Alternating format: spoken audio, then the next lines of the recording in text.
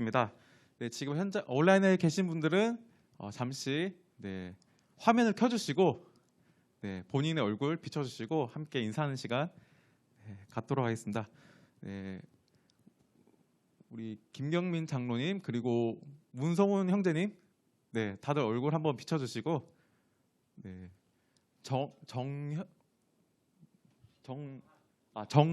이정한 목사님 죄송합니다. VIP인 줄 알았습니다. 얼굴 한번 비춰주시고 지금 운전하신 분도 계시군요. 우리 손 한번 흔들어 주세요. 온라인에 계신 분들 반갑습니다. 이후에 저녁 집회 때 이런 시간 한 번 더 가질 텐데 그때는 한번 음소거 해제해 주시고 소리 한번 켜서 인사하는 시간 갖도록 하겠습니다. 공간을 초월하여 많은 분들이 지금 함께하고 있는데 이번 다운 교회 수련회 좀 기대되고 좋은 분위기 한번 이어가 보도록 하겠습니다. 이 분위기와 함께 이번 시간에는 좀 특별한 순서로 진행하고자 합니다. 제가 여러분에게 퀴즈 하나 드리겠습니다. 자, 우리가 어떤 민족입니까? 하면 떠오르는 게 뭐가 있을까요? 어떤 거요? 배달의 민족. 혹시 다른 분 있으신가요? 네? 마늘의 민족. 마늘의 민족 나왔습니다. 갑자기 하나 더 듣고 싶은데 혹시 다른 생각나신 거 지금? 배달의 민족 나왔고 마늘의 민족 나왔고 또 우리 명철 목사님? 배그의 민족. 설마 아직까지 배그를 하고 계시지 않겠죠? 네, 맞습니다. 오늘 강사님은 여러분이 지금 다 머릿속에 지금 생각하시고 있는 만큼 대한민국의 대표 브랜드로 지금 자리 잡고 있는 배달의 민족하고 연관이 있으신 분이십니다. 자, 오늘 특강 강사님을 간단하게 소개드리면 현재 배달의 민족의 대표하는 브랜드로 있는 우아한 형제들 인재 영입 팀장으로 계시며 또 이랜드그룹 외식 사업부 채용 파트장 등을 역임하셨습니다.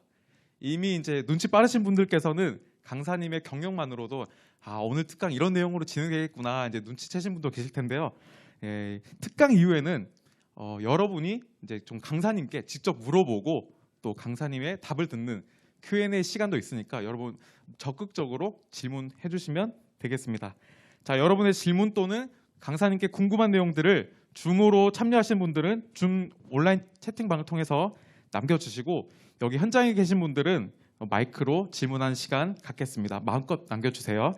자, 강사 제목 내 일찾기의 여정 장애물을 피하는 방법이라는 특강 제목으로 김형우 집사님을 앞으로 모시겠습니다. 큰 박수 보내주세요.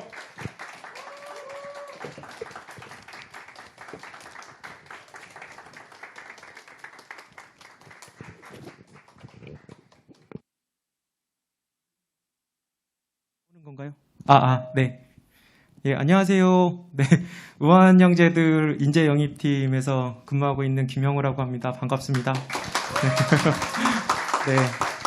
이렇게 오프라인이랑 온라인으로 같이 진행하는 건 오늘 처음 해봐서 좀 다소 긴장도 많이 되고 소리 괜찮으신가요? 좀 울리나요? 괜찮나요? 조금 찡하네요. 좀 띄고 할까요?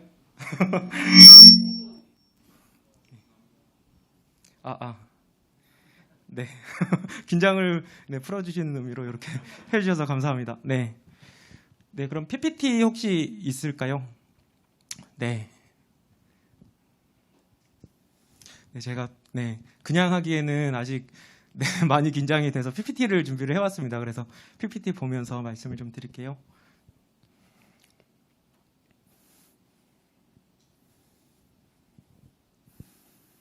PPT가 떴네요.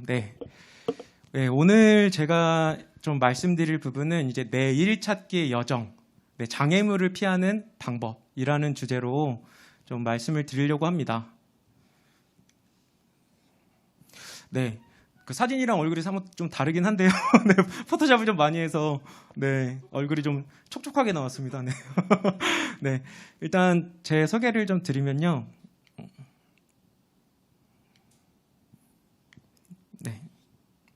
저는 지금 현재는 우아한 형제들 인재 영입팀에서 근무를 하고 있고요. 채용 업무를 담당을 하고 있습니다. 일한 지는 한 3년 정도 되었고요.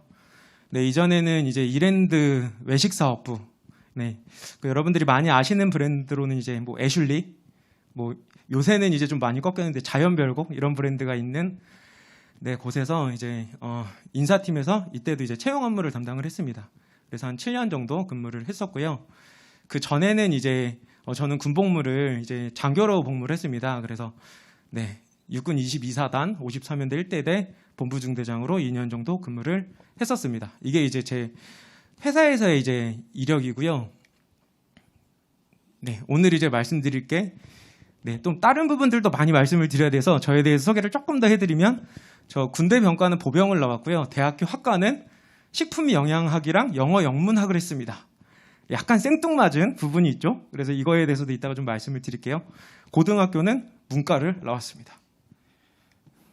네, 현재 저는 교회에서는 중고등부 교사를 하고 있고요. 이전에 뭐 찬양팀이나 뭐 성가대, 주일학교, 청년부 이렇게 교회 활동을 이런 식으로 했었습니다. 네, 오늘 이제 여러분들과 나누고 싶은 주제가 두 가지예요. 이제 첫 번째는 제가 지금까지 겪어온 실패 사례를 좀 공유를 드리려고 합니다. 그래서 이렇게 어떤 고등학교 때부터 지금까지 살아오면서 내일 찾기의 여정 그리고 그 가운데 만났던 장애물을 좀 말씀을 드리려고 하고요. 제가 겪었던 부분들을 겪으신 분들도 있을 거고 이제 제가 말씀드리는 걸 듣고 이제 좀 피하실 수 있는 분들도 좀 있을 것 같아요. 그래서 그걸 좀 말씀드리려고 하고요. 두 번째로는 이제 소명 찾기 이거에 대해서 좀 가볍게 좀 말씀을 드리겠습니다. 예, 그래서 1시간이 끝나고 남았으면 하는 부분으로는 이제 첫 번째로는 이게 한번 생각하겠다. 이 부분에 대해서 하나라도 생각을 해보셨으면 네, 좋을 것 같고요. 두 번째는 소명 이런 거구나라고 가볍게 좀 이해해 주시면 좋을 것 같습니다. 네. 일단은 제가 살아왔던 것들을 좀 말씀을 드려야 그 다음에 이제 어떤 장애물들을 말씀을 드릴 수 있을 것 같아서 좀 쭉 좀 말씀을 드릴게요. 저는 고등학교는 문과를 나왔습니다. 요새도 문과 이과가 있나요? 있나요? 네, 다행이네요. 네. 네. 그리고 대학교는 네, 식품영양학과랑 영어영문학과를 했습니다. 제 본 전공은 식품영양학과고요. 이중 전공을 영어영문학을 했습니다. 예, 이따가 왜 선택을 했었는지 좀 말씀을 드릴게요. 네, 그래서 군대는 이렇게 2년 4개월 동안 갔다 왔고요. 회사는 네, 이렇게 예, 지금 근무를 했었습니다. 근데 사이에 떠 있죠. 이게 왜 떠 있냐면 제가 이제 고등학교 3학년이 끝나고 재수를 1년을 했고요. 취업을 군대를 가기 전에 취업을 하고 군대를 갔어요. 이게 좀 다른 분들이랑 조금 다른 부분이고요. 그리고 이제 회사도 보통은 이직을 할 때 퇴직을 하지 않고 이직을 하는 경우가 많아요. 그렇게 해야 이제 좀 유리한 부분도 있고 경력도 이어갈 수가 있어서. 근데 저는 10개월의 공백이 있었습니다. 예, 그래서 이게 조금 다른 부분이 있어요.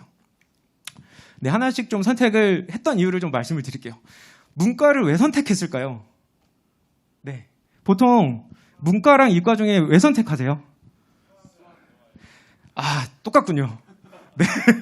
수학과학을 못해서 그리고 국어랑 사회를 좋아해서 문과를 선택을 했습니다. 네. 그리고 그 다음으로 그러면 제가 식품영양학과를 선택한 이유가 뭘까요? 음식을 좋아해서.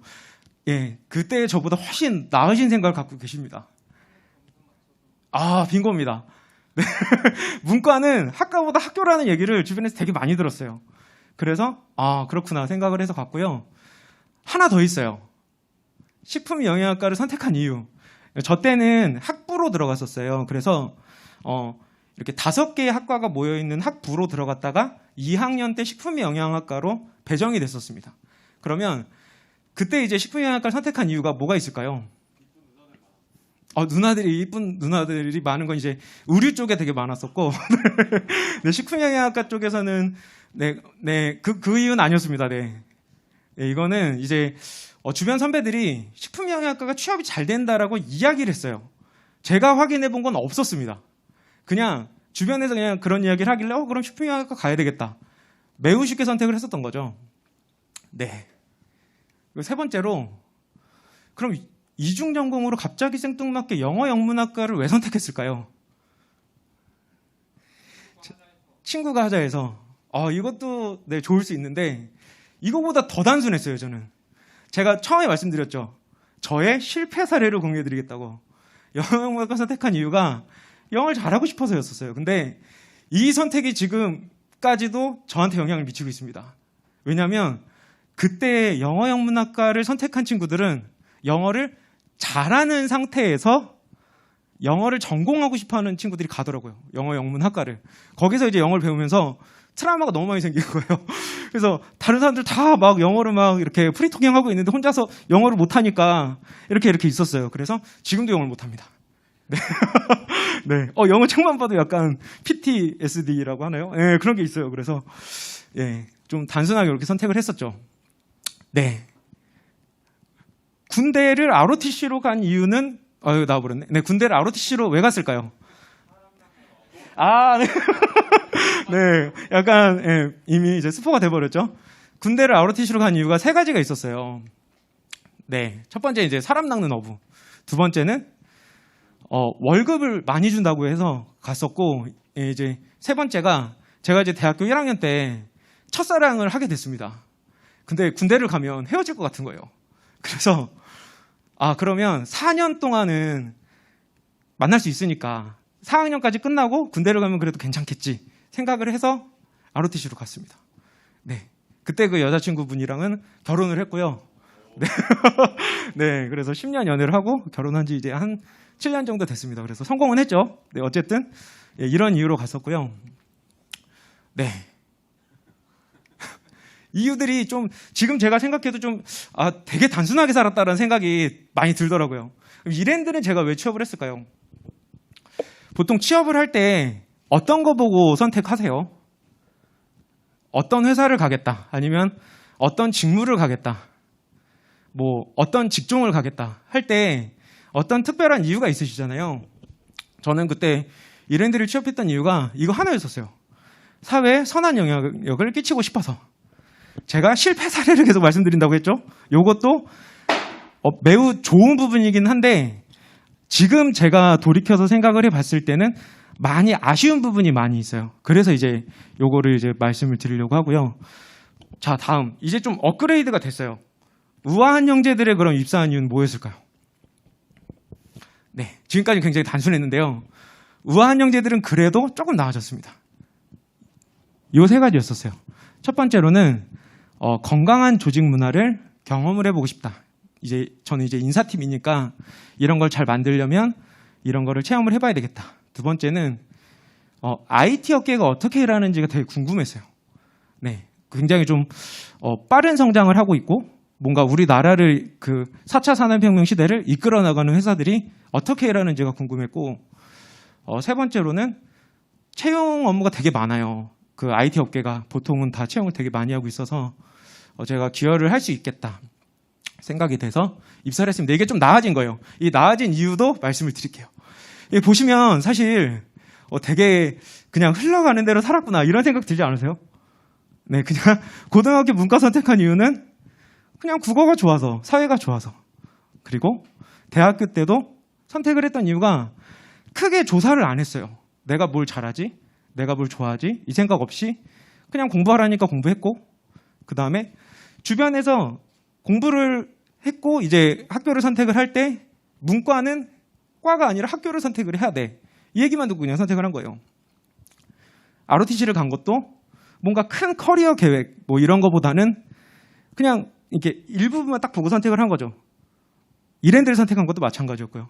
이렇게 선택을 했었는데 뒤쪽에 이제 장애물을 제가 말씀을 드릴 거예요. 여기서 공통적으로 나타났던 장애물들. 이걸 말씀을 좀 드리려고 하고요. 네. 대신에 제가 이 과정을 겪으면서 시행착오를 겪으면서 그래도 얻었던 것들이 있었어요. 그래서 그거를 먼저 말씀을 드리고 그 다음에 장애물에 대해서 좀 설명을 드릴게요. 문과를 선택을 했어요. 자, 이때 이제 신앙 얘기로 넘어가서 저는 고등학교 1학년 때 이제 하나님을 만나게 됐습니다. 그 전에는 교회를 안 다녔었어요. 근데 왜 교회를 다니기 시작을 했었냐면 제가 초등학교 때 교회를 다니다가 중학교 때 중2병이 왔습니다. 그래서 철학적으로 고민을 한 거예요. 하나님이 계실까? 안 계실까? 근데 제가 그때 가정 형편이 좀 많이 안 좋았었어요. 아버지께서 뭐 술 마시고 많이 때리기도 하고 이렇게 집안 분위기가 썩 좋은 환경이 아니었었어요. 그래서 생각을 해봤어요. 하나님이 우리를 사랑하신다는데 나는 이렇게 불행하면 하나님은 나를 사랑하지 않거나 하나님은 안 계시거나 둘 중에 하나 아닐까? 중학교 때 그 생각을 하고 당돌하게 목사님께 전화를 드렸어요. 중학교 때. 전화를 해서 목사님, 하나님은 안 계시는 것 같습니다. 그래서 저는 교회를 나갈 수가 없습니다. 그렇게 말씀드렸더니 일단 와라, 교회로. 와서 얘기하자 했는데 죄송합니다. 저는 이미 결론을 내렸고 네, 교회로 갈 수 없습니다. 해갖고 중학교 때 교회를 안 갔어요. 그랬다가 고등학교 1학년이 됐는데 그때도 여전히 환경은 좋지 않았어요. 네, 매일매일 뭔가 미래를 보기는 참 어려운 그런 환경 속에서 있었는데 한 친구가 전학을 온 거예요. 전학을 왔는데 제가 이제 신앙생활을 시작하게 된 계기가 그 친구 때문이에요. 목사님 아들이었습니다. 근데 저보다 더 가난해요. 그 친구는. 개척교회 목사님 아들이기 때문에 너무 어렵게 살았던 친구인데 너무 밝은 거예요. 저는 맨날 이렇게 어두워서 이렇게 하고 있는데 막 친구들하고도 잘 지내고 그런 모습을 보면서 뭐가 그렇게 좋지? 그래서 물어봤어요. 넌 뭐가 그렇게 좋니? 물어봤더니 자기는 하나님이 자기를 사랑해서 좋대요. 그래서 궁금해지기 시작한 거예요. 그래? 나는 하나님이 없다고 생각을 하고 살았는데 그럼 한번 교회를 나가봐야 되겠다 생각을 하고 교회를 나가기 시작을 했고 그때도 아직 고민이 풀리지가 않았죠. 하나님이 저를 사랑하시면 행복해야 되는데 나는 아직도 불행한데 이 생각을 하면서 교회를 다녔는데 교회를 다니면서 이제 좀 이렇게 말씀도 많이 듣고 하다가 이제 알게 됐죠. 아, 하나님이 나를 정말 사랑하시는구나. 그때부터 이제 뭔가 바뀌었어요. 인생이 많이 바뀐 것 같아요. 그 전에는 미래가 없이 살다가 그 후부터는 내가 잘 살아봐야 되겠구나. 이 생각을 좀 했던 것 같아요. 그래서 올인했어요. 정말 신앙에 올인했어요. 다른 거 막 뭐 공부 이런 거 막 크게 신경 안 쓰고 그걸 했어요. 그래서 재수를 하게 됐죠.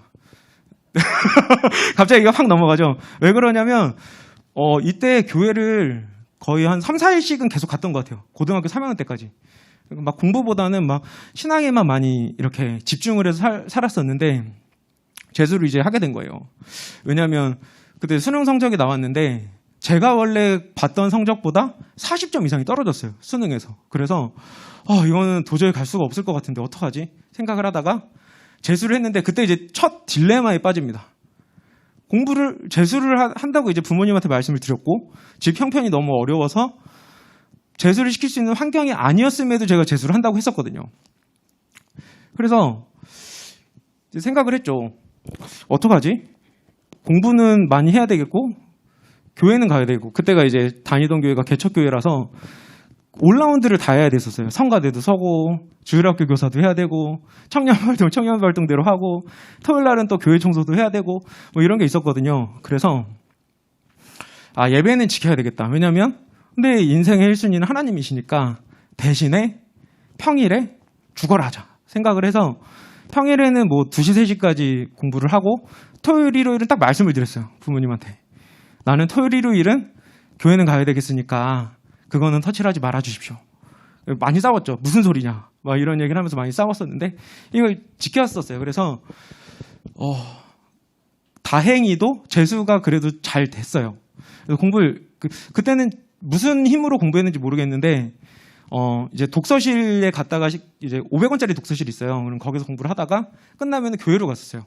교회로 가서 개척교회니까 막 이렇게 목사님께 말씀드리면 불 켜주시거든요. 그러면 혼자서 키 갖고 열고 거기서 이제 2, 3시까지 공부하다가 집에 가고 이런 식으로 계속 생활을 했었는데 그때 이제 신앙을 잘 지키는 거에 좀 기쁨 이런 걸 많이 맛봤던 것 같아요. 지금은 이제 제가 얻었던 거 위주로 좀 말씀을 드리는 겁니다. 네, 이렇게 됐었고요. 이제 대학교를 갔어요. 여전히 저는 신앙에 충만해 있는 상태겠죠. 네, 그래서 대학교 때 이제 학비를 벌어야 되잖아요. 근데 제가 교회를 생활을 하면서 학비를 버는 방법으로 플랜을 짰어요. 동선을 최소화한다. 그 상태에서 돈은 많이 버는 방법을 찾자. 그래서 학교 안에서 아르바이트 3개를 끝냈습니다. 그리고 그게 끝나고 나서 평일에 이틀은 이제 그 과외를 2개를 동선 최적화를 할 수 있는 10분 거리에 있는 거리 2명의 학생의 과외를 했어요. 그래서 아침에 일찍 가서 제가 이제 식품영양학과니까 쥐를 키워요. 네. 실험용 쥐를 키워요. 뭐 이제 숙취해소 음료 뭐 이런 거 이제 테스트하면 이제 쥐한테 술 먹이고 뭐 지방분해 이런 거 있으면 이제 그 지방 먹이고 이제 이런 아르바이트를 하고 뭐 학교에 이제 자판기 그리고 뭐 편의점 이런 아르바이트를 했었어요. 그렇게 하면서 주 4일 이제 교회 생활을 시작을 합니다. 이제 고삐가 풀렸죠. 네. 수요일 날 수요예배 가고 금요일 날 금요철에 가고 토요일 날 이제 청년부터 소그룹 하고 일요일 날 예배 드리고 이렇게 생활을 했었어요. 그래서 이렇게 하면서 뭔가 신앙적으로는 되게 좀 충만한 생활을 했는데 네, 오늘 말씀드릴 게 이게 주 내용은 아니에요. 요거를 잘 지키는 건 매우 중요합니다. 그렇지만 이렇게 살았다. 계속 배경입니다. 배경으로 해서 말씀드리는 거고요. 네, 군대에 있으면서 뭘 느꼈냐면 이렇게 충만한 상태에서 4학년까지 끝나고 군대를 갔어요. 근데 한 번에 확 무너졌어요. 소대장을 하는데 잠을 안 재우더라고요. 네, 계속 뭐 당직 계속 세우고 토요일 날 하루 뭐 당직하거나 일요일 날 당직하거나 퐁당퐁당이라고 얘기를 하는데 이렇게 세우니까 교회를 못 가겠는 거예요. 너무 피곤해가지고 갈 수가 없는 그런 상황이 됐었어요. 네, 제가 개척교회 다녔다고 말씀드렸잖아요. 얘기할 데가 없는 거예요. 이렇게 힘들고 막 어려운데 친구도 그때는 이제 신학대생이라서 엄청 바쁜 상태였어요. 좀 결혼을 빨리 해갖고 그래서 친구한테 얘기하기도 힘들고 혼자서 막 이렇게 끙끙 앓다가 1년이 지났어요. 교회를 안 갔어요. 일요일 날 자느라 교회를 안 갔던 거예요. 그러다가 막 너무 메마르고 막 이런 상태가 돼서 그때 이제 사귀던 이제 여자친구한테 얘기를 했죠. 내가 이러다 죽겠다.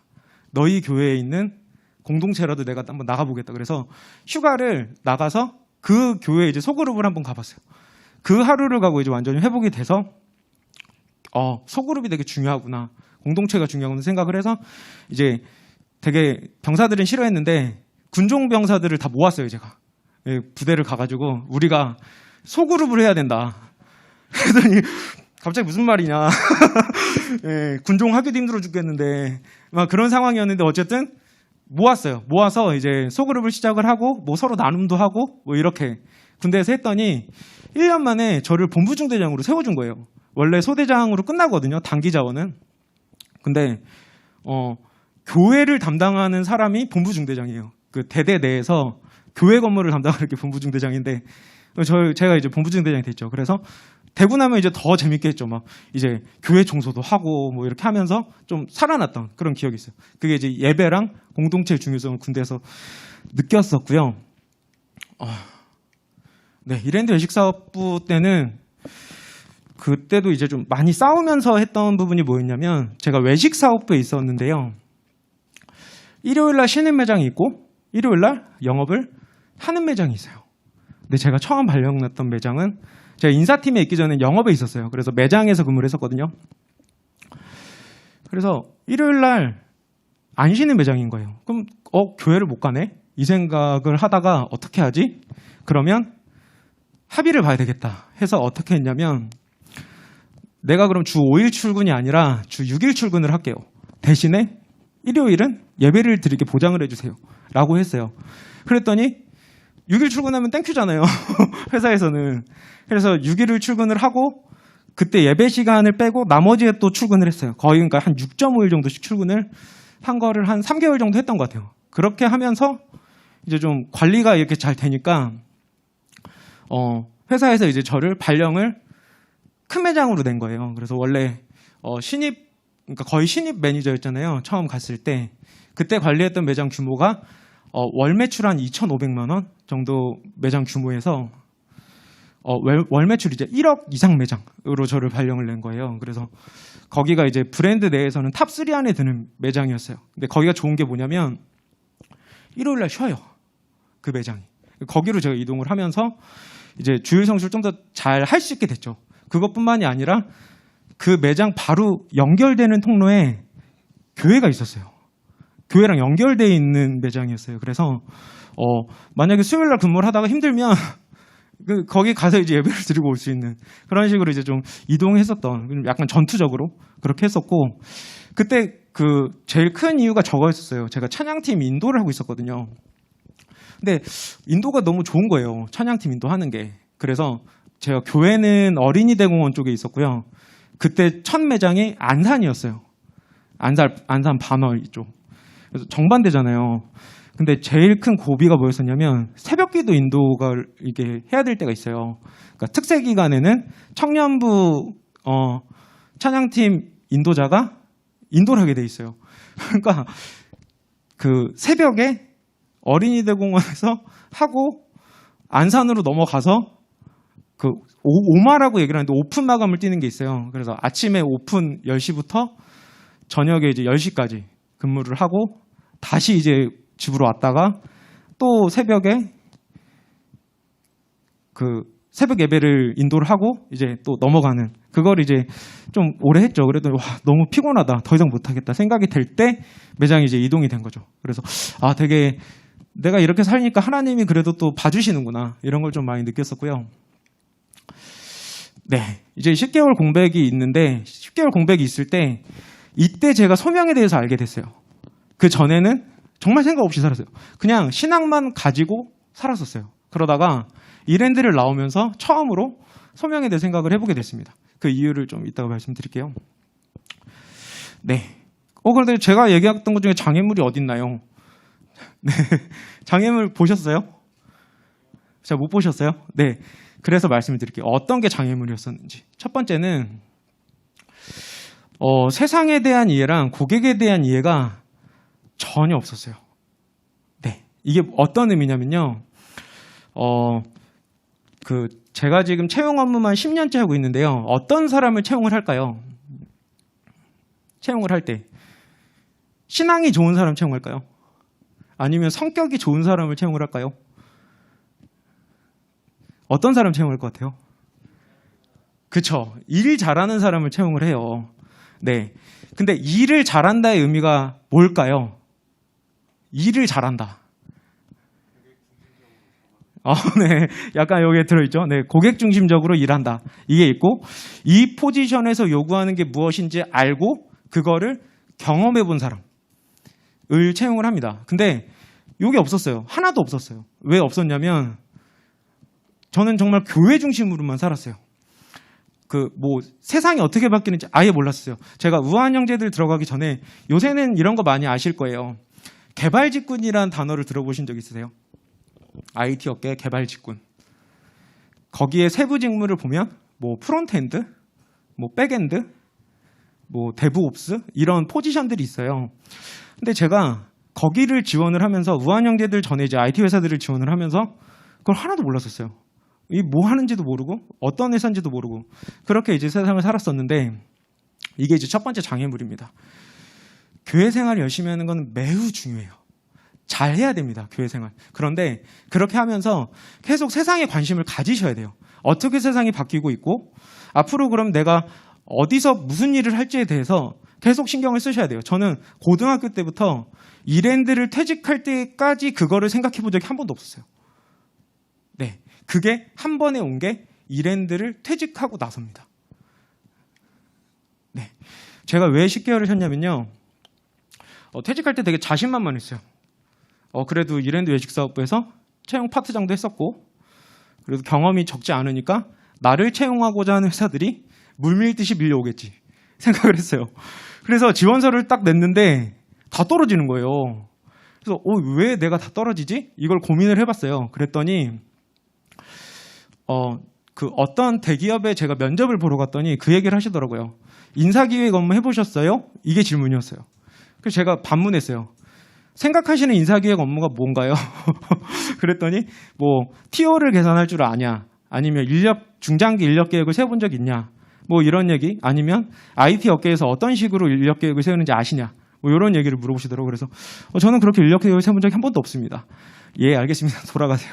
그렇게 돌아가게 됐고, 어디 한 군데 이제 컨설팅 회사를 갔는데, 거기서도 물어보는 게, 이 업무에 대해서 프레임워크를 잘 짜본 적이 있냐? 이런 이제 질문을 하는 거죠. 저는 한 번도 해본 적이 없습니다. 네, 그래서 이제 쉬기 시작을 한 거예요. 처음에는 당연히 제가 잘 될 걸로 생각을 했어요. 왜 잘 될 거라고 생각을 했냐면 세상이 뭘 원하는지를 아예 몰랐기 때문에 자신만만했던 거예요. 그렇게 됐다가 객관적으로 한번 생각을 해봤어요. 그러면 내가 IT 업계에 인사 담당자를 해보고 싶은데 그럼 지금 나를 써주는 회사가 없으니 이제부터라도 채워보겠다 생각을 하고 국비 지원 컴퓨터 학원을 다닙니다. 네, 정말 열심히 다녔어요. 그러니까 그 국가에서 돈을 지원을 해줘요, 실업자들은. 그래서 그거 과정을 6개월 동안 들으면서 거의 아침 8시부터 저녁 10시까지 공부를 했던 것 같아요. 6개월 동안. 그렇게 공부를 하고 IT 업계가 어떻게 돌아가는구나. 이런 것들을 가지고 일을 하는구나.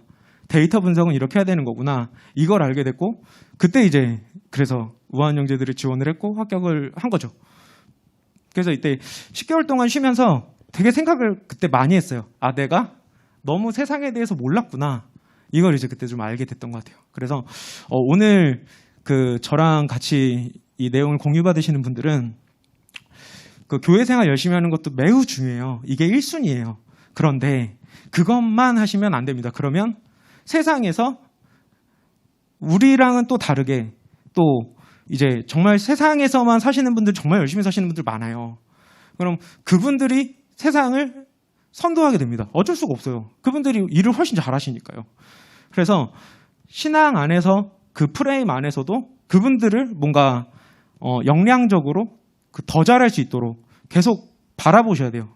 세상을 바라보고 뭐가 필요하지? 나한테 부족한 게 뭐지? 이런 것들 계속 생각을 좀 하셨으면 좋겠어요. 네, 요게 뭐냐면요. 제가 기사를 2개를 준비를 했는데요. 이게 몇 년도 거냐면 2010 몇 년으로 돼 있죠? 11년. 2011년 기사예요. 네, 10년 전 기사죠. 이때는 이공계 기피 현상이 있었어요. 컴공이 미달이었습니다. 네, 지금이랑 다르죠. 지금은 컴공과가 의대를 넘볼 정도가 됐어요. 10년 만에. 네, 뭘 말씀드리고 싶냐면요. 이거는 이제 또 어떤 진로에 대해서 관심이 많은 분들이 있을 거예요. 그래서 준비를 했던 부분인데 계속 바뀌어요. 네, 각광받는 업종이 계속 바뀝니다. 네, 저는 컴퓨터를 되게 좋아했어요. 대학교 때. 근데 전과를 할 수 있었거든요. 컴공 미달이니까 전과할 수 있잖아요. 근데 왜 안 했을까요? 왜 저는 갑자기 생뚱맞게 영어 영문학과를 선택을 했을까요? 그 당시에 컴공과는 연봉 수준이 최저였어요. 네, 업계에서 제일 낮은 수준. 지금은 업계에서 되게 대우를 많이 받는 게 이제 개발 직군인데 그때는 연봉 막 1,000만 원 받는다. 완전 갈아 넣는다. 막 이런 얘기가 되게 많았거든요. 그래서 선택을 안 했어요. 근데 지금 생각을 해보면 아무것도 안 알아보고 그냥 주변에서 들리는 얘기들. 예를 들면 저 때는 금융권이 되게 좋다 그랬었거든요. 그러면 금융권에서 무슨 일 하는지도 몰라요. 어떻게 일하는지도 모르고 앞으로 10년의 모습을 생각도 안 해봤어요. 그런데 금융권이 좋다고 해서 금융권을 지원을 하는 사람들이 되게 많아요. 예, 요즘에도 이제 각광받고 있는 컴퓨터공학과 예를 들면은 컴퓨터공학과가 앞으로 계속 잘 될까요?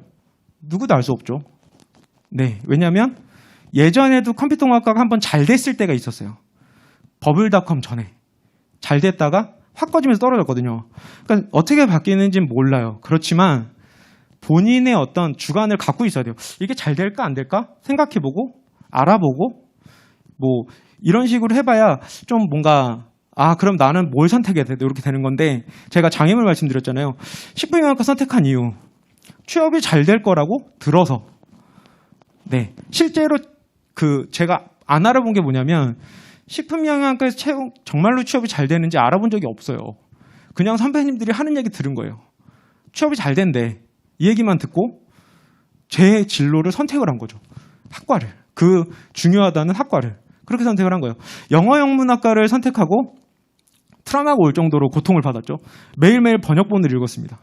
네. 왜냐하면 영어를 해석하기엔 너무 시간이 부족하니까 번역본 구하느라 바빴었어요. 근데 영어 영문학과를 선택할 때도 안 알아봤어요. 그냥 주변에서 영어가 중요하대 이 얘기를 듣고 영어 영문학과를 간 거예요. 그래서 이렇게 선택하시는 분들이 없었으면 좋겠습니다. 많이 알아보시고 내가 뭘 하고 싶지? 이거에 대해서 알아보셔야 돼요. 이게 지금 보시면 계속 바뀌잖아요. 업계 이런 것들이. 그래서 향후에 어떤 모습이 될까? 이거를 스스로 알아보셔야 후회가 없어요. 네. 예, 요게 이제 그 4차 산업혁명 시대 되고 나서 각광받을 수 있는 기술들 이런 게 나온 건데, 요런 것들도 알아보셔야 돼요. 계속 스스로. 그래야 내가 그럼 뭘 가지? 내가 어떤 미래를 잘 선택할 수 있을까? 이렇게 하실 수가 있어요. 지금 공무원 하시려고 하시는 분들 되게 많잖아요. 안정성 때문에. 근데 이 안정성이 계속 갈 수도 있고 안 갈 수도 있어요. 그거는 본인이 알아보셔야 돼요. 그래서 다른 나라 사례도 알아보고, 공무원들 어떤 식으로 지금 인사제도가 돼 있는지, 우리보다 선진국들은 어떻게 하고 있는지 이런 것도 알아보고, 그 다음에 그러면 나는 할 수 있을 것 같아. 그럼 그때 이제 하시는 게 좋습니다. 예, 유망할 것으로 그럼 예상되는 직업만 선택하면 되나요? 10년 후에 좋을 걸로 생각되는 거? 네, 이렇게 물어보실 건데요. 맞지 않습니다. 왜냐하면 현재 시점에 일단 좋아 보이는 것만 보시고 선택을 하시면 안 되고, 그냥 이게 정답은 없어요. 어떻게 알아보냐는 이제 개개인별로 다 다르지만, 내가 뭘 하고 싶은지, 그리고 그거의 전망이 어떨지, 그럼 여기서 내가 필요한 건 어떤 게 필요할지, 이런 것들을 좀 계속 정리를 하셔야, 저처럼 뭔가 갑자기 세상에 내던져졌을 때, 이랜드를 떠나서 내가 뭔가를 해야 되는 거라고 생각을 할 때, 그때 이제 뭔가 갑자기 훅 오지 않겠죠? 계속 이런 것들 알아보셔야 되는데, 예, 두 번째는 뭐냐면요. 첫 번째가 이제 세상에 대한 이해. 이걸 하셔야 돼요. 계속. 보셔야 돼요. 네. 두 번째는 나에 대한 이해입니다. 그냥 이 업계가 좋을 것 같고, 이게 앞으로 성장할 것 같아. 그럼 나는 그 일을 하면 되나? 그건 아니겠죠. 그래서 본인에 대해서도 아셔야 내가 뭘 하고 싶지? 아니면 내가 뭘 잘하지? 이거를 생각을 하시겠죠. 네, 요새 그래서 뭔가 세상이 재단하는 어떤 우수한 분들, 아니면은 좀 빛나 보이는 사람들, 이런 유형들이 요새 좀 많이 학습이 되는 것 같아요. 그런데 이거는 사실 중요한 게 아니거든요. 왜냐하면 사람마다 다 다르니까요. 실제로 저도 채용을 할 때 어떤 직무는 굉장히 활발하고 뭔가 친화력이 좋은 사람을 채용하는 직무도 있고요. 어떤 직무는 말을 진짜 못해요. 면접 내내 말을 거의 안 하셨어요. 근데 채용을 해요. 왜냐? 이 직무에 맞는 분이니까. 피타니까. 다른 거를 굉장히 잘 하실 수 있는 분이니까. 근데 본인에 대해서 아셔야 돼요. 내가 뭔가 이런 부분이 세상이 재단하는 거에는 좀 떨어지는 것 같아.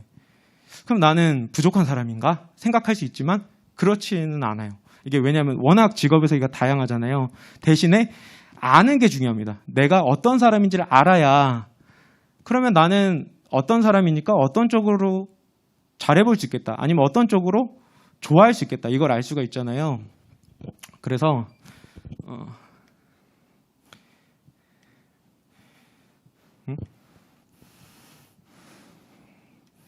네, 넘어가 버렸네요.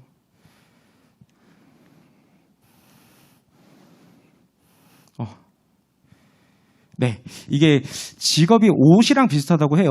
그래서 언제든지 갈아입을 수 있고, 좀 내 몸에 안 맞는 옷이라고 생각이 되면은 다른 옷을 입을 수도 있고, 이렇게 된다고 해요. 그래서 근데 대신에 본인의 몸 상태도 알아야 되고, 취향도 알아야 맞는 옷을 선택을 하잖아요. 그냥 다른 사람이 좋다라고 하는 옷을 그냥 입을 수는 없으니까요. 그래서 본인에 대해서 잘 아셔야 되는데, 이거를 좀 말씀을 드리면, 네, 어떤 방법으로 그럼 본인에 대해서 잘 알 수 있을까요? 어떻게 하면 나라는 사람이 누군지를 알 수 있을까요? 네, 어떻게 하면 알 수 있어요? 네, 사회자님, 어떻게 하면 알 수 있을까요? 나와버렸네. 네네. 네. 보셨죠? 못 보셨군요. 네, 어떻게 하면 알 수 있을 것 같아요? 네. 예, 기도 굉장히 중요합니다. 왜냐하면 하나님이 알려주세요. 그런데 반대도 있어요. 뭐냐면, 제가 퇴사할 때 이런 경우가 있었어요. 퇴사를 계속 하고 싶어 하시는데 퇴사를 안 하시는 거예요. 왜 안 하냐고 물어봤더니 아직 응답이 없었대요. 네. 그래서 그 응답은 뭔가요? 그랬더니 이제 하나님으로부터 뭔가 좀 들리는 음성이라든지 뭔가 이벤트가 있어야 본인은 퇴사할 수 있을 것 같다. 이런 경우가 있었거든요. 그래서 기도하시고 이런 거 되게 중요해요. 그런데 이벤트를 기다리시면 이벤트가 안 오면은 그러면 네, 계속 그러면 그 고통 속에서 퇴사를 너무 하고 싶은데 그 상태에서 계속 다니실 수 없잖아요. 그렇기 때문에 그럴 때는 뭐 개개인별로 다 신앙의 상태가 다르고 하나님으로부터의 어떤 그 역사하심이 다르겠지만 저 같은 경우에는 많이 물어봤어요. 주변 분들한테. 네. 내가 이런 상태고 이런 거를 고민하고 있는데 어떻게 생각하세요? 이런 것 같아요. 이런 것도 해보고 성경 말씀을 읽으면서 이제 레마로 들리는 어떤 그런 것들에 많이 집중을 하고 그렇게 하면서 뭔가 막 이렇게 마치 모세의 그 떨나무처럼 확 타는 그런 것만 바라보고 계시면 영영 그게 안 올 수도 있다라는 점도 좀 기억을 해주셨으면 좋겠어요. 그래서 목사님께도 여쭤보고 성경도 읽어보고 예배드리면서 계속 하나님께 좀 집중해보고 그런 것도 필요한 것 같아요. 네, 근데 정말로 이벤트가 안 왔을 때 계속 있는 분들이 있거든요. 네, 그래서 그것도 좀 말씀을 드리고 싶고요. 네, 넘어가서 어떻게 하면 나에 대해서 알 수 있냐. 첫 번째로는 주변 사람들한테 많이 물어보세요. 왜냐하면 내가 모르는 내 모습을 주변 사람들이 알고 있어요. 네, 이거 이제 조아리의 창이라는 거 혹시 아세요? 조아리의 창. 내가 아는 나, 내가 알고 남이 아는 나. 프레임으로 봤을 때 나는 알지만 남은 모르는 나. 나는 모르지만 남은 아는 나. 나도 모르고 남도 모르는 나. 요 네 가지로 그리거든요. 그래서 나는 모르는데 남들은 아는 내가 있어요. 그거는 난 모르거든요. 그럼 물어봐야 알잖아요. 그러면 이거는 누구한테 그럼 물어보면 될까요? 나를 가장 잘 아는 엄마? 네, 전혀 답이 안 나옵니다. 왜 안 나올까요? 예. 한번 시뮬레이션을 해보세요. 어머니한테 물어봤어요. 어머니, 저는 뭘 잘하는 사람일까요? 밥이나 먹어. 네, 뭐 이렇게 얘기가 나오겠죠. 어머니들은 보통 대부분 자기 자식을 뭐든지 잘한다고 생각을 하세요. 그렇기 때문에 이게 명확하게 알 수가 없어요. 그럼 어떤 사람한테 물어보면 되냐면요. 만약에 여기서 그 학교를 다니시는 분들이 있다. 그러면 같이 프로젝트 했던 분들한테 물어보는 게 좋아요. 왜냐하면 밑바닥을 봤기 때문에. 네. 시간이 프로젝트를 하면은 시간이 제한돼 있잖아요. 제한된 시간 속에서 업무를 나눠서 해본 경험이 있기 때문에 본인에 대해서 알려줄 수 있어요. 회사를 다니시는 분들은 상사나 동료한테 물어보면은 얘기를 해줄 수 있습니다. 대신에 신뢰관계가 좀 쌓여 있어야 되겠죠. 그리고 그분이 관심이 있어야 되겠죠. 본인에 대해서. 그런 분들한테 물어보면 내가 뭘 잘하는지 알 수 있어요. 그리고 내가 어디에 관심이 많은지도 알 수 있습니다. 나는 모르지만 남이 아는 나. 이게 있고요. 요즘에 제가 느끼는 건 뭐냐면 이게 그 또래 집단 1세대 선배, 2세대 선배라고 적어놨는데요. 이게 목적에 따라서 물어봐야 되는 대상이 다르다라는 걸 요새 좀 느껴요. 왜 그러냐면 일단 제일 좋은 건 건강한 교회 커뮤니티 안에서 물어보는 게 매우 좋아요. 교회도 이게 뭔가 같이 행사를 많이 하면서 본인의 그 어떤 성향이라든지 관심사에 대해서 알 수 있는 경우들도 많이 있거든요. 그런 거를 물어보시면 좋은데 또래분들, 그러니까 같이 뭔가 성장하는 20대끼리 아니면 30대 초반끼리 이렇게 물어보시면 어떤 걸 얻을 수 있을까요? 뭘 얻을 수 있을까요? 그 동료들한테 물어봤을 때 공감을 얻을 수 있어요. 그쵸? 네. 너도 힘들구나. 나도 이런 게 힘들어. 나도 이런 게 고민이야. 여기까지는 얻을 수 있는데 그 다음은 나오기가 어려워요. 그래서 내가 뭘 해야 되지? 그건 왜냐하면 같이 그 뭔가 경험을 해보기가 쉽지가 않잖아요. 그거보다 더 오랜 경험을 해보기가. 그래서 공감까지는 할 수 있지만 그 다음 단계로 넘어가기가 사실은 조금 쉽지는 않아요. 1세대 선배. 만약에 20대의 경우는 뭐 30대 분들 경우는 40대 분들한테 물어보면 어떤 것까지 알 수 있을까요? 네. 가까운 미래에 대한 조언을 얻을 수 있어요. 네. 지금 이직을 할까요? 아니면 좀 남아있을까요? 뭐 요런 것들에 대해서는 한 세대 선배분들한테 물어보면 말씀을 해주세요. 그런데 제가 20대 때는 30대 분들한테 물어봤을 때 답을 많이 얻었다고 생각을 했었어요. 근데 제가 이제 30대가 되고 나니까 뭘 느끼냐면요. 20대 분들이 물어볼 때 어느 정도는 답을 할 수가 있는데 사실 저도 아직은 모르는 게 너무 많아요. 20대 분들이 30대 분들한테 물어볼 때 30대 분들도 모르는 게 너무 많아요. 그러면 지금 생각을 할 때 만약에 한 세대 위, 만약에 20대 분들 같은 경우는 40대, 30대 분들 같은 경우는 50대 분들, 이런 분들한테 물으면 뭘 얻을 수 있냐면요. 저도 이제 장로님들한테 이게 고민을 털어놓고 이렇게 할 때가 있잖아요. 뭘 느끼냐면 초탈했다라는 그런 느낌을 많이 받아요. 나는 이게 되게 고민인데 그분들이 보기엔 이건 아무 고민이 아닌 거예요. 그냥 그 하고 싶은 거 해. 아니면 뭐 이럴 때는 하나님한테 이런 거를 더 구해봐야 되지 않을까? 뭐 이런 식으로 그 보통 말씀을 주시는데 이미 다 경험을 했거든요. 저보다 그 한 20년 정도 더 살았기 때문에 별로 뭔가 지금 제가 느끼고 있는 고민은 고민의 범위 자체도 아닌 거죠. 왜냐하면 다 경험해보면서 느꼈을 때 이거는 그냥 이렇게 하면 쉬운데 너무 그렇게 어렵게 생각 안 해도 되는데 이런 부분들을 많이 말씀을 주시더라고요. 그래서 아마 어려우실 거예요. 네, 물어보시기 좀 아직 친하지 않으신 분들도 많이 있을 거고. 그런데 교회 너무 좋잖아요. 네, 다른 데서는 이렇게 두세 대 위의 선배들 만나기 쉽지 않잖아요. 근데 교회 안에서는 그래도 같이 활동하시는 어떤 장로님들이나 집사님들 많이 있으시니까 물어보면서 좀 그런 부분들 풀으시면 좋을 것 같고요. 그 다음에 두 번째로 제일 좋은 거는 직접 경험해보는 게 제일 좋아요. 네, 해보시는 게 좋습니다. 나에 대해서 알아보는 제일 좋은 방법은 해보는 거예요. 네. 그래서 뭐가 궁금하다. 그러면 만약에 어떤 직업을 좀 해보고 싶다? 아니면 뭐 관심사가 있다? 그러면 해보는 게 좋아요. 그냥 고민만 하지 마시고 아르바이트를 해보거나 아니면 뭐 자원활동을 해보거나 하시면서 나는 이런 게 잘 맞을까? 이런 걸 한번 해보시면 되고 하기 어려울 때도 많잖아요. 제한될 때가 많을 때는 그때는 간접적으로라도 경험을 해보셔야 됩니다. 그냥 제가 했던 것처럼 그냥 주변에 얘기 한 번 듣고 선택하고 그러는 게 아니라 책도 읽어보고 자료도 찾아보고 영상도 보고 이렇게 하면서 이런 거는 이런 일을 하는구나. 여기에 중심 가치는 이런 거구나. 이런 것들을 이제 좀 경험을 해보시는 게 좋고요. 네 번째로는 스스로 성찰을 많이 해보셔야 돼요. 그냥 요새 너무 바쁘잖아요. 그럼 사실은 중요한 결정을 할 때 생각을 안 하고 결정할 때가 꽤 많아요. 그냥 흘러가는 대로. 네, 저 같은 경우에도 이제 외식 사업부로 발령이 났던 이유가 뭐냐면 이유가 하나였어요. 식품영양학과 나왔다고. 네, 제가 학군 인턴으로 회사를 들어갔다고 말씀드렸잖아요. 저는 군대 가기 전에 이미 채용이 됐었어요. 이랜드라는 회사에 학군 인턴이라는 채용 제도를 통해서 입사를 하게 됐었는데 사업부도 없고 직무도 없었어요. 포지션도 어떤 포지션인지도 몰랐었어요. 그게 결정되는 건 군대가 끝나고 나서 그때 결정해주겠다. 약간 이런 게 있었어요. 근데 제일 큰 이유가 그냥 식품영양학과 나왔으니까 외식사업부로 가면 될 것 같고 일단 장교를 나왔으니까 영업으로 가면 될 것 같아요. 그냥 그러고 끝났었죠. 그게 저한테 맞는지 안 맞는지는 제가 스스로 판단을 해봤어야 되는데 그런 게 없었죠. 그냥 가라니까 그냥 가겠다. 이런 게 있었는데 한번 시간을 내서 되게 중요한 미래잖아요. 본인의 미래. 그래서 한번 생각을 해보시면 좋을 것 같고요.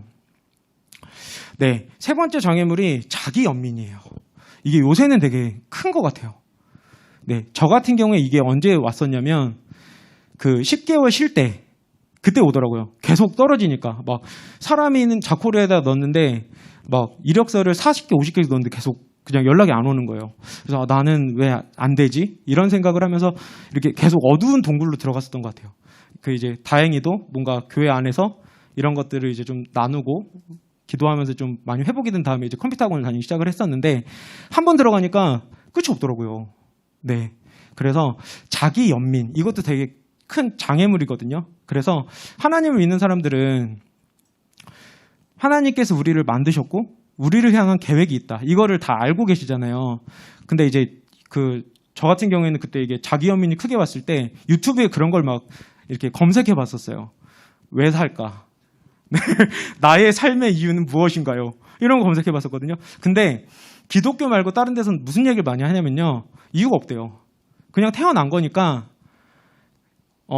왜 내가 태어났는지에 대해서 생각하지 말고 일단 태어난 김에 그냥 잘 살으래요. 그런 영상이 많아요. 네. 근데 기독교는 다르잖아요. 하나님이 우리를 향한 계획을 가지고 계시고 그 계획대로 우리가 하는 거 이게 우리의 삶의 어떤 목표잖아요. 그래서 그런 것들. 네. 시간이 많이 갔네요. 네. 제 얘기하다가 끝났는데 네. 스스로 가능성 제한하기. 요건 뭐냐면요. 저 같은 경우에는 집이 되게 가난했어요. 가난해서 제 스스로의 가능성을 제한을 했던 게 해외여행은 난 못 가. 대학교 때 내내 그 생각을 가지고 있었어요. 해외여행은 난 못 가. 그냥 아예 가능성이 없는 거예요. 네, 나는 유학을 못 가. 나는 교환학생을 못 가. 왜냐? 돈이 없으니까. 그냥 아르바이트 5개만 해서 아둥바둥 살아야 돼. 요거였었는데 제가 결혼을 하고 신혼여행을 유럽으로 갔다 왔어요. 처음으로. 해외로 가본 거예요. 너무 신세계인 거예요. 와, 세상에 이런 하나님이 우리나라를 만든 게 아니었구나. 이거를 이제 그때 알게 됐죠. 너무 아쉬운 거예요. 대학교 때 내가 사실 돈을 모을 수 있어요. 방법을 찾으면 되는데 스스로 가능성을 제한을 하다 보니까 아예 안 한 거예요. 그래서 한번 생각해 보세요. 내가 하고 싶은 게 있는데 아니면 이런 것도 해보고 싶은데 지금 내 상황에서 할 수가 없어. 이거보다는 기도하면서 한번 해봐야 되겠다.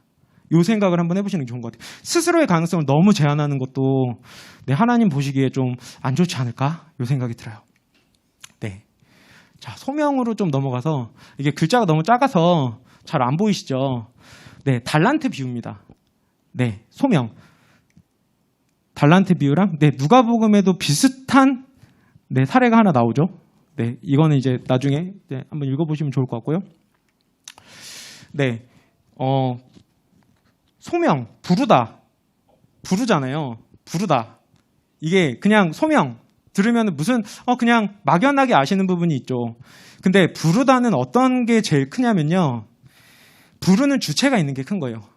누가 나를 부르니까 내가 부름을 받은 거잖아요. 그게 기독교에서는 다른 직업관이에요. 하나님 우리를 부르셨어요. 그쵸? 우리가 그냥 이렇게 내가 하고 싶어서 갔다 하는 게 아니고 하나님 우리를 부르신 거잖아요. 그게 제일 큰 거예요. 소명. 이게 이제 더 콜이라고 하는데 부르니까 나는 거기에 그냥 응답하면 되는 거예요. 네. 그러면 뭘 부르실까요? 네. 부르시는 게 첫 번째는 섬김으로 부르는 겁니다. 그러니까 그냥 나를 위해서 하는 게 아니라 다른 누군가를 위해서 뭔가를 하는 거. 그게 이제 섬김으로의 부르심이에요. 나를 위해서 하는 게 아니라 누군가의 무엇을 채우기 위해서 하는 거. 두 번째는 청지기. 그러면 뭔가를 할 때 내 게 아니라 그냥 나는 그걸 잠깐 맡은 것뿐이다. 하나님이 나한테 그냥 잠깐 맡겨놓으신 거. 이걸 아는 거. 이게 두 번째고요. 세 번째는 기업가 정신이에요. 달란트 비유 보시면요. 5달란트 있는 사람은 5달란트7을 더 하라고 얘기를 하세요. 2달란트 있는 사람은 2달란트7을 더 하라고 얘기하십니다. 이게 규모는 우리가 모르잖아요. 내가 가진 게 5달란트인지 1달란트인지 2달란트인지 모르잖아요. 그렇기 때문에 일단은 내가 가진 거는 다 써봐야 되겠다. 이 생각을 하고 사시는 게 좋아요. 그냥 묻어놓는 게 아니라. 네. 그래서 자기 연민에 빠져서 아무것도 하지 못한다거나 아니면 너무 고민을 많이 해서 아무것도 하지 못하는 것보다는 일단은 뭐든지 해보시는 게 좋다라고 말씀을 드리고 싶어요. 네 번째가 책임. 이게 좀 무서운 건데 결국은 결산할 때가 있는 거예요. 그렇죠? 하나님 우리한테 맡겨놓으셨는데 우리가 그걸 묻어놨다. 그러면 당신이 갖고 있는 것까지 다른 사람들한테 하세요. 할 수도 있는 거죠. 그래서 하나님이 주신 거는 최대한 한번 해보자. 이게 이제 중요한 부분인 것 같아요. 가볍게 생각하시면서. 왜냐하면 우리가 몇 달란트까지 우리는 모르니까요. 네. 이게 제가 되게 시원했던 부분이었어요. 10개월을 쉬면서 고민했던 부분 중에서 제일 좋았던 거. 이게 뭐냐면 10개월을 쉬면서 방향을 고민을 하는데 그 생각이 드는 거예요. 그럼 나 뭐 하지? 앞으로 뭐 먹고 살지? 하나님이 나를 무엇을 위해서 부르셨을까? 근데 모르겠는 거예요. 네, 그 상태에서 책도 읽고 저는 이제 소명지도사라 그래서 이제 교육과정을 그때 받았었어요. 너무 답답해서. 근데 그때 뭐라고 얘기를 하냐면 콜링에는 두 가지가 있다. 첫 번째는 1차적 부르심. 첫 번째 부르심은 뭐냐면요. 직업적인 부르심이 아니에요. 하나님이 우리를 만드신 이유. 하나님이 영광 받으시려고 우리를 만드셨고 하나님의 어떤 형상대로 우리가 사는 거. 이것만으로도 우리는 하나님의 부르심대로 사는 거다. 이 얘기를 보고 아 그렇구나. 내가 뭘 해야 아니면 내가 뭔가 하나님의 뜻대로 그걸 알고 해야 하나님의 뜻대로 사는 거다. 이렇게만 생각을 하고 있었는데 그거보다 더 큰 거는 하나님의 형상대로 하나님께 예배드리면서 사는 삶. 그게 일단 첫 번째 소명이구나. 그거를 잘하는 게 1번이다. 두 번째로 이제 주신 은사와 달란트를 활용하는 삶이구나. 이게 이제 그 2차적 부르심이었었어요. 근데 2차적 부르심에서 아직 해결이 안 됐잖아요. 그럼 나 뭐 하고 살지? 어떻게 살아야 되지? 1차적 부르심은 알겠는데 두 번째 부르심은 어떻게 해야 될까? 요거를 고민을 했는데 요것도 답이 있는 부분이 있었어요. 뭐냐면 저는 그 생각을 했어요. 이랜드를 나오면서 NGO를 가야 되나? 왜냐면 뭔가 선한 일을 해야 될 것 같은 거예요. 네.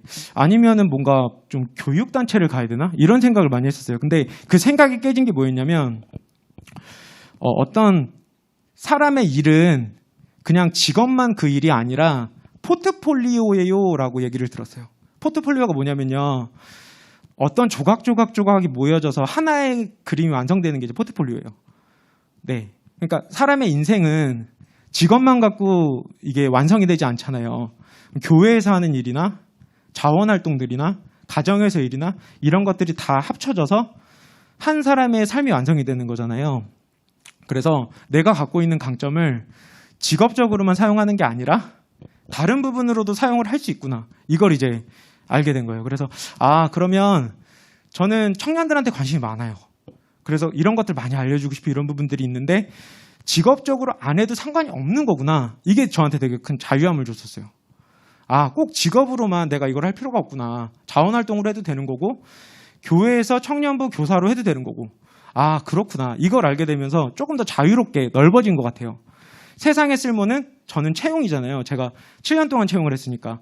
그럼 그거에 맞춰서 내가 할 수 있는 선한 일을 찾는 거를 하면서 청년들한테 관심이 많았을 때 꼭 그걸 직업으로 하는 게 아니라 교회에서 아니면 다른 곳에서 이런 부분들을 하는 것도 나의 소명을 이루는 게 될 수가 있겠구나. 이걸 이제 알았었어요. 그래서 영역을 좀 넓게 생각을 하셔도 좋을 것 같습니다. 네. 여기까지가 이제 좀 장애물 극복이었고요. 제가 채용 업무 하면서 느낀 점을 좀 몇 개 말씀을 드리면 요건 이제 좀 현실적인 부분이에요. 첫 번째로 경험의 중요성이 계속 커지고 있습니다. 지금 제가 우한 형제들에서 채용하면서 공고를 매일 보는 게 한 160개 정도의 공고를 봐요. 네. 그럼 일주일에 지원자 숫자가 많이 들어올 때는 한 일주일에 한 500건 정도 들어오고 좀 많이 들어올 때는 한 800건에서 900건 정도의 지원서가 들어와요. 그러면 제가 이랜드에 있을 때랑 우한 형제들에 있을 때랑 달라진 점을 하나 꼽으라면 경험의 중요성을 훨씬 더 높게 봅니다. 예전보다. 그래서 학교가 얼마나 좋냐, 자격증이 있냐 이런 거보다 이 일을 해봤냐, 얼마나 탁월하게 해봤냐 이걸 훨씬 더 많이 봐요. 그래서 이 부분을 좀 말씀을 드리고 싶고요. 공채도 많이 없어지고 있어요. 현재 공개 채용이 많이 없어지고 있고 대부분 수시 채용이 많이 생기고 있습니다. 그럼 이제 신입으로 이제 하시는 분들은 저런 얘기를 하세요. 그럼 난 어디서 경력을 쌓으라고 이 얘기 하시잖아요. 네, 작은 곳에서 해도 상관없어요. 네, 대신에 경험을 쌓는 것이 중요합니다. 예, 이거 말씀드리고 싶고요. 계속 중요한 건 대인관계 역량은 계속 중요해요. 면접 볼 때 제일 많이 나오는 단어가 이 단어예요. 커뮤니케이션이 잘 됩니다. 네, 답변을 시원하게 합니다. 이런 얘기들 되게 많이 나와요. 이게 뭐냐면 상대방이 어떤 감정을 읽고 이거에 공감할 수 있는 능력, 그리고 뭔가를 요구할 때 이거를 기분 나쁘지 않게 요구하는 거, 핵심만 알려주는 거, 이런 거 되게 중요한 거죠. 상대방을 배려하는 거. 네, 그거는 예전이나 지금이나 계속 중요한 것 같고요. 세 번째로 평생 직장이랑 평생 직업의 개념이 계속 사라지고 있다. 이 얘기 많이 들어보셨을 거예요. 네, 저도 되게 많이 느끼는 게 이게 커리어를 점핑 하시는 분들이 되게 많아요. 그래서 예전에는 이직 횟수가 3번 이상이다. 그러면 조직에서 좀 오랫동안 근무하기 어려운 거 아닌가 생각을 했었어요. 근데 요새는 이직을 워낙 많이 하니까 이직이 뭐 6번, 7번, 많이 하는 분들은 뭐 10번 이직을 했다. 그게 별로 흠이 안 돼요. 요새는. 본인의 커리어에 맞게 왔다 갔다 하는 게 크게 이게 흠이 안 됩니다. 이게 그래서 평생 직장이랑 평생 직업이 잘 없어요. 그래서 하고 싶은 거를 본인이 주도적으로 해야 이것들이 잘 이게 올라갈 수가 있는 거죠. 그래서 좀 현실적으로 요거는 제가 채용 업무 하면서 느꼈던 점 좀 말씀을 드리고요. 그래서 이제 직장을 선택할 때 고려한 점으로는 첫 번째로는 이제 이것도 본인의 성향에 따라서 선택하시면 되는데요. 시스템이나 프로세스가 잘 갖춰져 있는 직장이 있고 잘 안 갖춰져 있어서 내가 처음부터 만들어야 되는 직장이 있어요. 이거는 뭐가 좋다, 뭐가 나쁘다 개념은 아니에요.